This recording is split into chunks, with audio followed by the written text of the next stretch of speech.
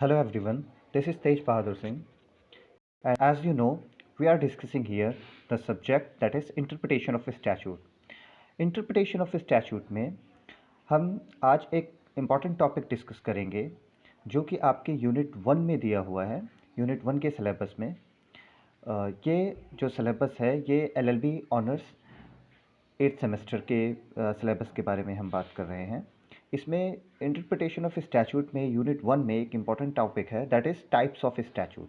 ठीक है, types of statute को समझना ज़रूरी है क्योंकि हमारे सामने बहुत सारे लॉज आते हैं और जो भी लॉज हैं उनमें हम डिफ्रेंशिएट नहीं कर पाते। ठीक है, उनको कैसे डिफ्रेंशिएट करना है, उनको कैसे समझना है कि कौन सा लॉ किस पर्पज़ से है, इसके लिए इंटरप्रिटेशन के टाइप्स को समझना इज़ टू मच इम्पॉर्टेंट।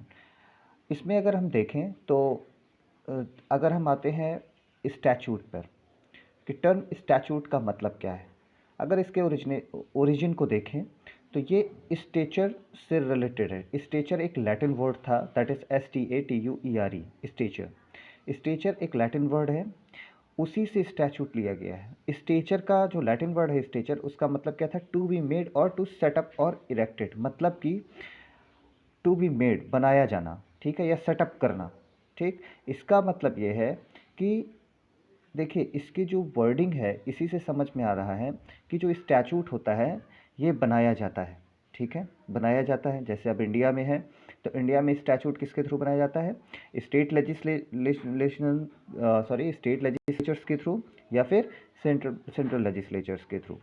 ठीक है, जैसे कोई भी सेंट्रल एक्ट को इनैक्ट करना है तो वो कैसे आता है, पार्लियामेंट के थ्रू पास होकर, जब तक उसे प्रेसिडेंट का असेंट मिलता है और उसके बाद वो जब गैजेट में ऑफिशियल जो गैजेट है उसमें नोटिफाइड होता है, वहाँ से वो इनैक्टेड होता है। तो कहने का मतलब ये है कि कोई भी स्टैचूट है वो बनाया जाता है। ठीक है, तो यहीं से जो लैटिन वर्ड स्टेचर का मतलब है वहीं से लिया गया। Statute basically will of the legislature है, आप देख सकते हैं लिखा हुआ है स्क्रीन पे, statute is the will of the legislature. बिल्कुल सही बात है। विल ऑफ द लेजिस्लेचर का क्या मतलब हुआ, how the will should be exercised, वो विल किस तरीके से एक्सरसाइज की जाएगी किसी स्टैचूट को बनाने के लिए। विल ऑफ द लेजिस्लेचर का यहाँ मतलब ये नहीं है कि कोई भी लॉ या कोई भी लेजिस्लेशन बिना किसी सर्कमस्टांसेस के, जब तक उसकी नीड नहीं है, बना दिया जाए। लेजिस्लेचर्स को जब सही लगेगा, ये उनको डिस्क्रिशन है कि एक लॉ बना देना चाहिए। ठीक है, सर्कमस्टांसेस को देखते हुए, ताकि उस सिचुएशन से जो रिलेटेड जो भी प्रॉब्लम्स आ रही हैं उनको थ्रू द लॉ सॉल्व किया जा सके। ठीक है, तो वहाँ पर लेजिस्लेचर्स क्या करते हैं, एक अपने पूरे प्रोसीजर को फॉलो करते हुए, जिसको हम लॉ मेकिंग प्रोसेस में पढ़ेंगे, उस पूरे प्रोसीजर को फॉलो करते हुए एक लॉ बनाते हैं, लेजिस्लेशन बनाते हैं। और वो जो कोडिफाइड लेजिस्लेशन होता है, जो कि अगर सेंट्रल एक्ट है तो जैसे पार्लियामेंट से पास होता है, उसे हम स्टैचूट कहते हैं। ठीक, इसके बाद देखिए क्या लिखा हुआ है, it is written law passed by the provincial और फेडरल लेजिस्लेचर। देख वही बात है कि ये प्रोविंशियल और फेडरल। देखिए यहाँ पर प्रोविंशियल का मतलब आप समझिए, प्रोविंशियल का मतलब स्टेट से है और फेडरल का मतलब यहाँ पर सेंट्रल से है। तो मतलब कि जैसे आप जानते हैं, आपने कॉन्स्टिट्यूशन में भी पढ़ा होगा कि जब भी आप कॉन्स्टिट्यूशन देखते हैं तो दो तरह के लॉ बनते हैं, कि स्टेट लॉ बनता है और एक बनता है सेंट्रल लॉ। तो स्टैचूट को इनैक्ट करने का या किसी लॉ को, लेजिस्लेशन को बनाने का राइट बेसिकली दो लोगों के पास है, एक स्टेट के पास और एक सेंट्रल के पास। तो स्टेट लॉज भी बनते हैं और सेंट्रल लॉज भी बनते हैं। ठीक है, कभी कभी क्या होता है, सेंट्रल लॉज देखिए जो सेंट्रल लॉज बनते हैं वो सब पर लागू होते हैं, और यानी कि स्टेट्स पर भी लागू होते हैं। लेकिन जो स्टेट लॉज बनते हैं वो बेसिकली सिर्फ उस कंसर्न स्टेट पर ही अप्लाई होते हैं। तो यहाँ पर दो तरीके के लॉज भी बन सकते हैं। ठीक है, यहाँ पर हम जो देख रहे हैं वो ये है कि लॉ बना कौन कौन सकता है। ठीक है, तो अब इसके बाद देखिए इसमें लॉ मेकिंग प्रोसेस में कई सारी चीज़ें हैं, जैसे कि कौन लॉ बना सकता है, तो इसमें तो बहुत आप डीप में आपको जाना पड़ेगा, क्योंकि फिर वो प्रेसिडेंट की लेजिस्लेटिव पावर आ जाएगी, ठीक है, कोर्ट की लेजिस्लेटिव पावर आ जाएगी, पार्लियामेंट तो है ही, ठीक है, स्टेट की लेजिस्लेटिव पावर जो भी हैं, तो उस पर नहीं जाते हैं। लेकिन आप बस इतना समझ लीजिए कि बेसिकली दो अथॉरिटीज़ हैं जिनको एक जनरल पावर दी गई है लॉ मेकिंग की। First one is central, that is parliament, and the second one is state, जो स्टेट लॉज बनते हैं, ठीक है। इसके बाद हम देखते हैं टाइप्स ऑफ स्टैचूट में, जो कि हमारा मेन पार्ट आता है। टाइप्स ऑफ स्टैचूट क्या है, टाइप्स स्टैचूट के टाइप्स क्या हैं। अगर हम ये भी देखें कि लॉ को बनाने की क्या ज़रूरत है, स्टैचूट को बनाने की ज़रूरत क्या है, ठीक है, क्यों स्टैचूट बनाए जाते हैं, इसके बाद हम टाइप्स पे देखेंगे। अगर हम reason for making the statute या कोडिफाइड लॉज को देखें तो क्या है इसके पीछे। देखिए, बहुत सारे रीज़न्स होते हैं इसके पीछे। आप जब टाइप्स पढ़ेंगे तो टाइप्स में ही आपको रीज़न भी मिल जाएंगे, ठीक है। एक दो एग्जांपल लेते हैं इसके। सपोज़ कोई ऑफेंस है, मान लीजिए कोई क्रिमिनल ऑफेंस है, ठीक है, किसी ने कोई क्राइम किया है, तो यहाँ पर बात ये आती है कि अगर हम कोर्ट के थ्रू जाते हैं, कोर्ट के थ्रू जाने पे क्या होता है कि कोई भी पर्सन अगर कोर्ट में केस फाइल कर रहा है तो वो कब फाइल करेगा, जब वो ऑफेंस हो चुका है, ठीक है, तभी वो केस फाइल किया जाएगा। इसका मतलब ये हुआ कि कोर्ट में सेंटेंस या पनिशमेंट तो एक प्रिवेंटिव मेजर हो सकता है, लेकिन एक प्रॉपर लॉ, एक प्रॉपर प्रोसीजर, ठीक है, उस या फिर उस क्राइम को रोकने के लिए, फ्यूचर में ऐसा क्राइम ना हो, उसके लिए क्या प्रोविज़न है, उसके लिए क्या लॉ है, वो सब कैसे डिसाइड होगा, वो लेजिस्लेचर्स डिसाइड करेंगे थ्रू अ लेजिस्लेशन, जिसमें कोडिफाइड मैनर पर ये चीज़ें दी हुई होंगी कि कहाँ कैसा ऑफेंस है, किस तरह का ऑफेंस है, उसका ट्रायल कैसे होगा, उसमें बेल कैसे मिलेगी। I am just talking about criminal offence, okay. यहाँ पर जैसे मान लीजिए किसी को लेजिस्लेटिव पावर्स देनी है, किसी को एग्जीक्यूटिव पावर्स देनी है, तो ये उसको इन लॉफुल मैनर में वो पावर कहाँ से मिलेगी, वो पावर मेंशन होनी चाहिए ना कहीं पर, अदरवाइज डिस्प्यूट हो जाएगा। तो वो कहाँ मेंशन की जाएगी, तो एक इनेबलिंग पावर दी जाएगी ना किसी को, किसी लॉ के थ्रू, तो उसके लिए स्टैचूट बनाए जाते हैं, ठीक है। या फिर आप कह लीजिए कभी कभी क्या होता है कि फाइनेंशियल नीड्स होती हैं, गवर्नमेंट की फाइनेंशियल पॉलिसीज़ होती हैं गवर्नमेंट की, तो उसके लिए फाइनेंशियल एक्ट्स आते हैं, टैक्सिंग एक्ट्स आते हैं, ताकि चीज़ें क्लियर रहें, ठीक है। कोर्ट्स के थ्रू आपको डिसीजन आपको मिल जाएगा, बट आप पर्सनली एग्रीव्ड होंगे तब आप कोर्ट में जाएंगे। लेकिन एक स्टैचूट क्या होता है, वो जो मोस्टली जो पब्लिक स्टैचूट होते हैं वो सब पर अप्लाई होते हैं एक तरीके से, ठीक है। तो स्टैचूट की नीड क्या है, ये आप टाइप्स के थ्रू भी समझ सकते हैं। अब आते हैं इस पे, अब बेसिक इसके प्रोविज़न पे आते हैं, that is types of statute.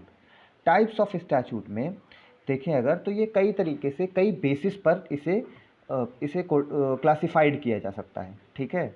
जैसे कि ड्यूरेशन के बेसिस पर इसे क्लासिफाई किया जा सकता है, इफ़ेक्ट के बेसिस पर इसे कैटेगराइज किया जा सकता है, ऑपरेशन के बेसिस पर इसे आप डिवाइड कर सकते हैं, नेचर के बेसिस पर कर सकते हैं, ऑब्जेक्ट के बेसिस पर कर सकते हैं, कंटेंट क्या है स्टैचूट, इसके बेसिस पर आप इसको डिवाइड कर सकते हैं, ठीक है। सब्जेक्ट मैटर ऑफ स्टैचूट, जैसे कुछ पेनल स्टैचूट होते हैं, जैसे कुछ फिजिकल या टैक्सिंग स्टैचूट होते हैं, तो इस सब्जेक्ट मैटर के बेसिस पर अभी आप क्लासिफाइड कर सकते हैं। ड्यूरेशन के बेसिस पर कर सकते हैं, जिसमें टेम्परेरी और परमानेंट होते हैं, ठीक है।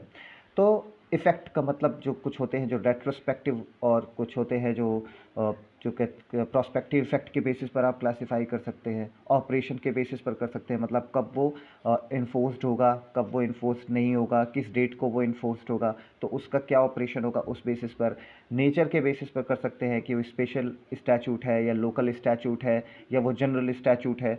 तो आप कई बेसिस पर इस टाइप्स ऑफ स्टैचूट में आप स्टैचूट को कई ग्राउंड्स पर क्लासिफाई कर सकते हैं, ठीक है।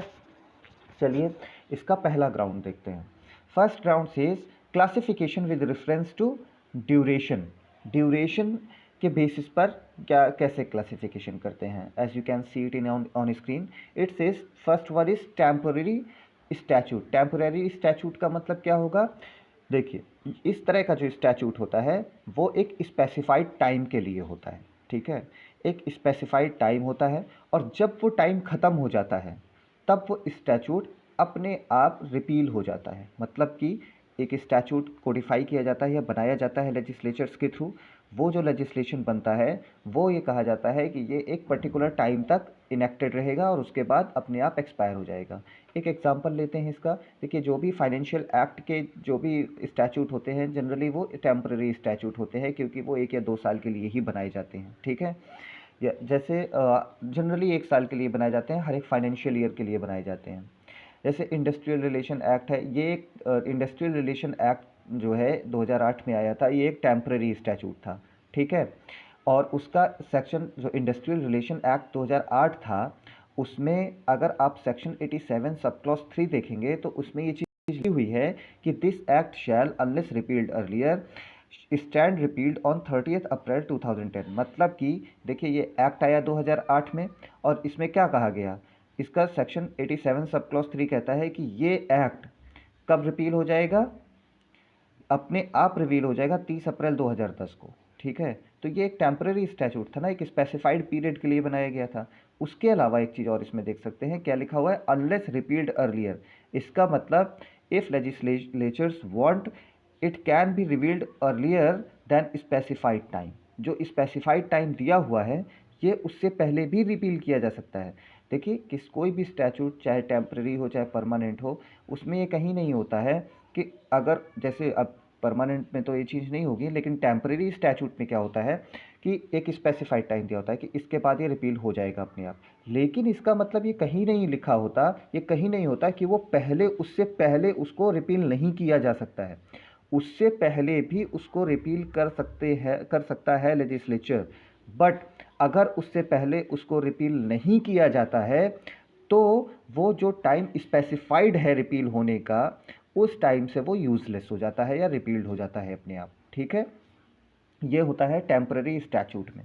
उसके बाद आते हैं परमानेंट स्टैचूट पे। देखिए, परमानेंट स्टैचूट आप बहुत पढ़ते हैं, ठीक है। आपके कोर्स में सारे लगभग परमानेंट स्टैचूट ही हैं और आप देख सकते हैं ये बेसिकली वो स्टैचूट होते हैं जिसमें कोई स्पेसिफाइड टाइम पीरियड नहीं होता है एप्लीकेबिलिटी का, कि ये इस टाइम पीरियड तक एप्लीकेबल रहेंगे, उसके बाद अपने आप जो है रिपील हो जाएंगे। ये परपेचुअल नेचर के होते हैं। मतलब कि इन्हें जब तक खुद से अमेंड या रिपील नहीं किया जाएगा, इन्हें जब तक लेजिस्लेचर खुद से रिपील या अमेंड नहीं करेगा, तब तक ये परपेचुअल पीरियड तक के लिए ये रहेंगे इनेक्टेड, इन्फोर्स्ड रहेंगे, ठीक है।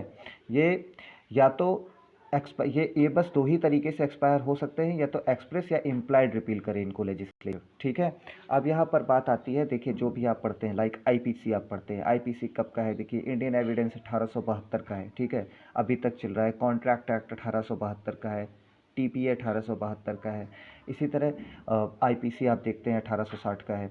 तो आप जितने भी एक्ट्स देखेंगे, जनरल क्लॉजेज एक्ट जैसे अभी हमने पढ़ा 1897 का है, तो ये सारे क्या हैं, ये सारे जो है परमानेंट स्टैचूट हैं, ठीक है। कोई भी आप जनरल जो लॉज पढ़ते हैं, दोज आर परमानेंट स्टैचूट, ठीक है। ये अपने आप रिपील नहीं होते, ये स्पेसिफाइड पीरियड के लिए नहीं है, ये परपेचुअल पीरियड पे होते हैं, ये स्थायी होते हैं, ठीक है। इन्हें जब तक खुद लेजिस्लेचर रिपील नहीं करता, इनमें मॉडिफिकेशन नहीं लाता, तब तक ये चेंज नहीं होते, तब तक ये रिपील नहीं होते, ठीक है।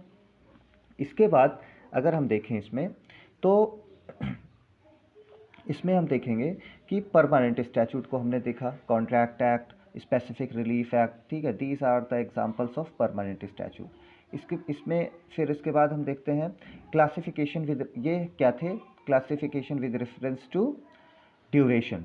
2 तरह के थे, टेम्पररी स्टैचूट और परमानेंट स्टैचूट, ठीक है। इसके बाद हम देखेंगे classification with reference to effect.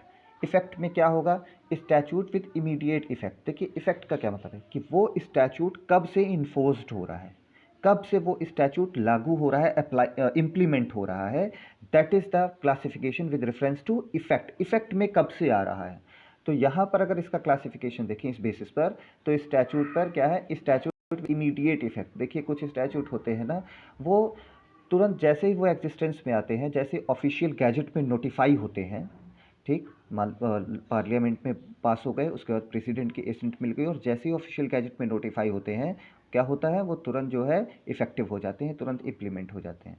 Prospective effect क्या होता है? प्रोस्पेक्टिव इफेक्ट वो होता है कि जैसे कोई मान लीजिए आज एक्ट बना, ठीक है, और वो एक्ट आज नहीं इनेक्टेड होगा, वो एक्ट मतलब कि आज इनेक्टेड तो हो गया, लेकिन वो एक्ट आज इम्प्लीमेंट नहीं होगा। वो इम्प्लीमेंट कब होगा? कोई फ्यूचर डेट दी गई है उसके लिए, तो वो प्रोस्पेक्टिव स्टैचूट कहे जाते हैं कि वो इनेक्टेड हो गए हैं, नोटिफाई भी हो गए हैं ऑफिशियल गैजेट में, लेकिन उनमें डेट लिखी हुई है कि ये आने वाली इस डेट से इफेक्ट में आएंगे, तो वो प्रोस्पेक्टिव स्टैचूट कहे जाते हैं। ठीक है, ऐसे सारे स्टैचूट प्रोस्पेक्टिव स्टैचूट कहे जाते हैं। इसके बाद अगर हम देखें इसमें, तो रेट्रोस्पेक्टिव स्टैचूट आप देख सकते हैं, पॉइंट नंबर 3, रेट्रोस्पेक्टिव स्टैचूट्स कैसे होते हैं? देखिए, रेट्रोस्पेक्टिव स्टैचूट और रेट्रोएक्टिव स्टैचूट्स लगभग एक ही मीनिंग है इनका। इनमें ये होता है कि बेसिकली ये क्या होता है कि ये किसी, जैसे आज मान लीजिए इनको इनेक्ट किया गया, आज ये ऑफिशियल गैजेट में नोटिफाई हो गए, लेकिन ये जिस सब्जेक्ट मैटर से डील करते हैं, वो सब्जेक्ट मैटर, उस सब्जेक्ट मैटर से रिलेटेड केस अगर पहले हुआ है, पास्ट में अगर कोई ऐसा केस फाइल हुआ है, तो वो उसको भी डील करेंगे। मतलब कि इनका जो इफेक्ट है वो प्रोस्पेक्टिव नहीं होता, इनका इफेक्ट रेट्रोस्पेक्टिव होता है। मतलब ये पास्ट से इफेक्टेड माने जाते हैं, भले ये आज की डेट में इनेक्टेड हुए हों। मतलब आज की डेट में ये पास हुए, लेकिन आज से हो सकता है 5 साल पहले जो केस हुआ हो, तो ये भी कवर कर लेंगे। ठीक है, ये होता है रेट्रोस्पेक्टिव स्टैचूट। ठीक, इसके अलावा अगर हम देखें इसमें हाँ, इसके अलावा अगर हम इसमें देखें तो देखिए, रेट्रोस्पेक्टिव स्टैचूट के बहुत एक्चुअली मायने होते हैं। इसलिए क्योंकि जैसे मान लीजिए कोई ऐसा ये जनरली जैसे फाइनेंशियल इश्यूज़ होते हैं, ठीक है, या सिविल इश्यूज़ होते हैं, तो वहाँ पर क्रिमिनल इश्यूज़ में जनरली जो स्टैचूट्स होते हैं वो रेट्रोस्पेक्टिव इफेक्ट के नहीं होते। जनरली जो सिविल मोड के स्टैचूट्स होते हैं वो रेट्रोस्पेक्टिव इफेक्ट के बनाए जाते हैं कुछ स्टैचूट्स। जैसे कि आप कह सकते हैं कुछ प्रोविज़न्स हैं जो हिंदू मैरिज एक्ट में है, वो रेट्रोस्पेक्टिव इफेक्ट के हैं। ठीक है, कि मतलब कि जब से एक्ट का कमेंसमेंट हो रहा है हिंदू मैरिज एक्ट का, ये उससे पहले भी अप्लाई हो जाते हैं उसमें। ठीक है, या फिर आप ये कह सकते हैं, रीज़न इसका ये है कि किसी के साथ जैसे जुवेनाइल जस्टिस एक्ट है, ठीक है, तो जुवेनाइल जस्टिस एक्ट में उसका जो इफ़ेक्ट है वो रेट्रोस्पेक्टिव इफ़ेक्ट है। क्यों है? क्योंकि यहाँ पर अगर उसे रेट्रोस्पेक्टिव इफ़ेक्ट में नहीं लाया गया, यानी कि अगर उसे पीछे से इम्प्लीमेंट नहीं किया गया पीछे की डेट से, तो पीछे की डेट्स में कुछ ऐसे अनजस्टिफाइड केसेस हो चुके हैं जिनको जस्टिफाई करना ज़रूरी है, और इसलिए इनको रेट्रोस्पेक्टिव इफ़ेक्ट दिया जाता है, ताकि मान लीजिए कोई सब्जेक्ट मैटर है, कोई वर्ड है, तो उसकी एक क्लियर मीनिंग निकाली जा सके शुरुआत से, और अगर कोई ऐसा केस फाइल हुआ है या ऐसा कोई अनजस्टिफाइड कंडक्ट हुआ है, तो उसको जस्टिफाई किया जा सके, उसको करेक्ट किया जा सके।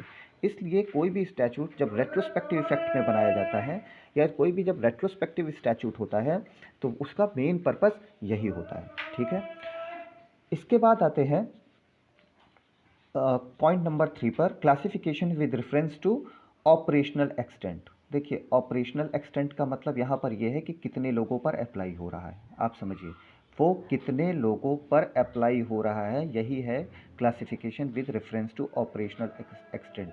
ऑपरेशनल का मतलब वो कितने लोगों पर ऑपरेटिव है, एक्सटेंट का मतलब ऑपरेशन, और एक्सटेंट का मतलब किस लिमिट तक वो एक्सटेंड हो रहा है। ठीक है, तो इसका मतलब यही है ना कि वो कितने लोगों को कवर कर रहा है।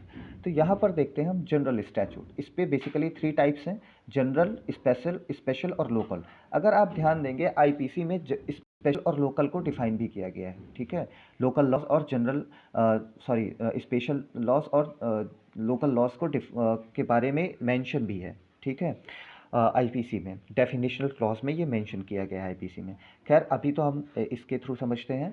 इसमें क्या है, देखिए, इसमें कहा गया है जनरल स्टैचूट क्या होते हैं, जो बेसिकली एप्लीकेबल होते हैं किस पर, पूरी टेरिटरी पर, ठीक है, या किसी पर्टिकुलर स्टेट के पूरे इंडिविजुअल्स पर, ठीक है, या किसी पर्टिकुलर क्लास, मान लीजिए किसी स्टेट में कोई पर्टिकुलर क्लास है, उस पर, उसके वो हर एक इंडिविजुअल पर। एग्जाम्पल लेते हैं, आईपीसी है, ठीक, आईपीसी सब पर अप्लाई होता है।